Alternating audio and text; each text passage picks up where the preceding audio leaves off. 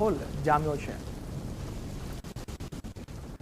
વાત ભાવનગરની કરવી છે। ભાવનગરના જેસરના ગ્રામ્ય વિસ્તારોમાં પણ વરસાદી માહોલ જામી ગયો છે। ધોધમાર વરસાદ ભાવનગરના જેસરના ગ્રામ્ય વિસ્તારોમાં વરસી રહ્યો છે।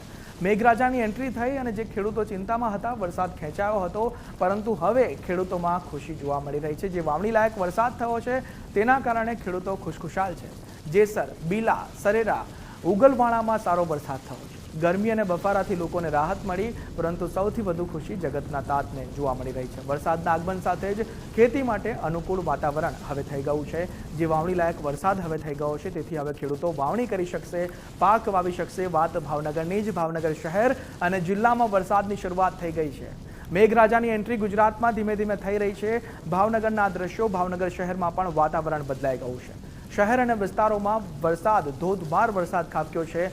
વાઘાવાડી રોડ હોય કે પછી ક્રેસન્ટ સર્કલ હોય, કાળા નાકા ચોક હોય, તે તમામ વિસ્તારોમાં વરસાદ અને વરસાદના કારણે વાતાવરણમાં ઠંડક પ્રસરી ગઈ છે। જે આગાહી કરવામાં આવી હતી તે આગાહી પ્રમાણે દક્ષિણ ગુજરાતમાં વરસાદી માહોલ જામ્યો છે। આ ભાવનગરના દ્રશ્યો છે કે સૌરાષ્ટ્રમાં પણ ધીમે ધીમે વરસાદ એન્ટ્રી મારી રહ્યો છે અને સારી વાત એ છે કે ખેડૂતો ખુશખુશાલ જોવા મળી રહ્યા છે, કેમ કે આ જે વરસાદ છે તે વાવણી લાયક વરસાદ થયો છે અને હવે ખેડૂતો પોતાની વાવણી કરી શકશે।